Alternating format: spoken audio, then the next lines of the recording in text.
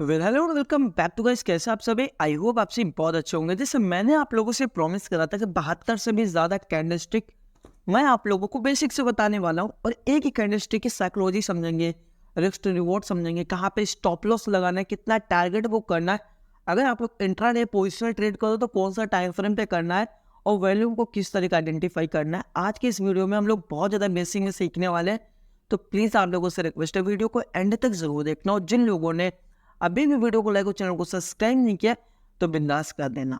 मैं आप लोगों से सिंपल बात पूछना चाहता हूँ कि कैंडलस्टिक क्या होते हैं। जिन लोगों को पता अच्छी बात है, जिन लोगों को नहीं पता आप लोग सिर्फ मोटा मोटा समझ लीजिए कि कैंडलस्टिक क्या है। कैंडलस्टिक एक तरीके से मार्केट की भाषा है जो हम लोगों को समझने में हेल्प करती है कि अभी मार्केट का मूड कैसा है, यहाँ पे बाइंग आ सकती है या फिर सेलिंग आ सकती है, या फिर मार्केट अभी एक ही रेंज में फंसी रहेगी। ये हम लोगों को कैंडल्स बताते हैं, और कैंडल्स कई सारी मिलकर के पैटर्न्स भी बनते हैं। आप लोगों ने सुना होगा M pattern, W pattern, double top, triple top, ascending, descending, इन सब चीज़ों के बारे में सुना होगा जो कि कैंडल से ही मिलके बनते हैं। तो आज जो हमारे पास कैंडल्स है जिसको हम लोग बोलते हैं बुलिश मीटिंग लाइन, इसको हम लोग ये समझते हैं कि किस तरीके फॉर्म होगी, क्या क्या चीज़ें हम लोगों को समझने होगी और इसकी साइकोलॉजी क्या होगी। तो समझते हैं सबसे पहले ओपनिंग प्राइस या क्लोजिंग प्राइस रेड कैंडल का और ग्रीन कैंडल का। अगर हम लोग रेड कैंडल के बारे में बात करें तो यहाँ पे ये इसका ओपनिंग प्राइस होगा, ये इसका लोअर होगी, ये इसका क्लोजिंग प्राइस होगा, और ये इसका हाई होगी।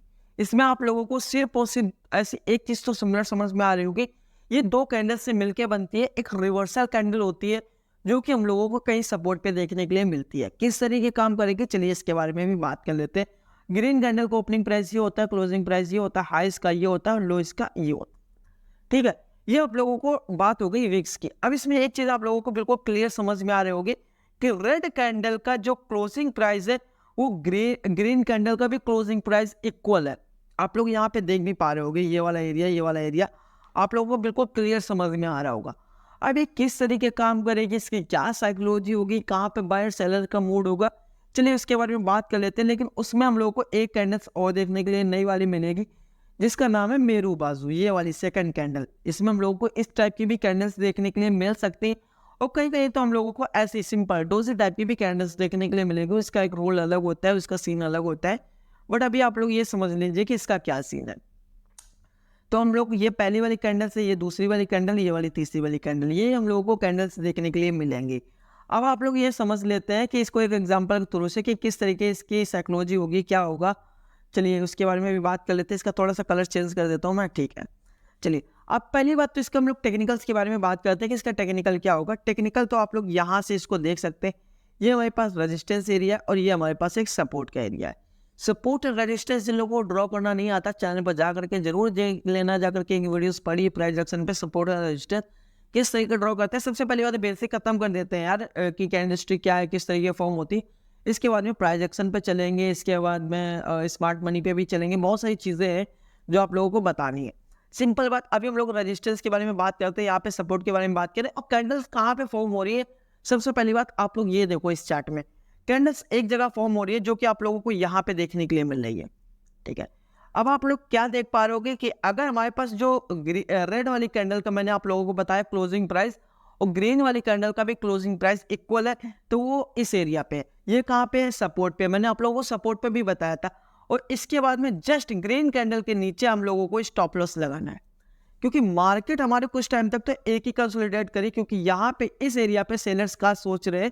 चलिए इसके बारे में हम लोग थोड़ा सा क्लियर चार्ट कर देते हैं। इसके बाद में हम लोग बायर्स और सेलर्स का मूड के बारे में बात करते हैं। ये वाला हमारे पास रेजिस्टेंस एरिया, ये वाला हमारे पास सपोर्ट एरिया, ये वाला सपोर्ट एरिया, ठीक है। Sorry guys. अब हम लोग क्या समझते हैं कि ये वाले यहाँ से सेलर्स लोगों ने चीजें सेल करना स्टार्ट करी, और यहाँ तक आते ही आते इसके बाद में ये वाली कैंडल्स पूरी सपोर्ट को ना टच करके उसके जस्ट ऊपर क्लोज हुई।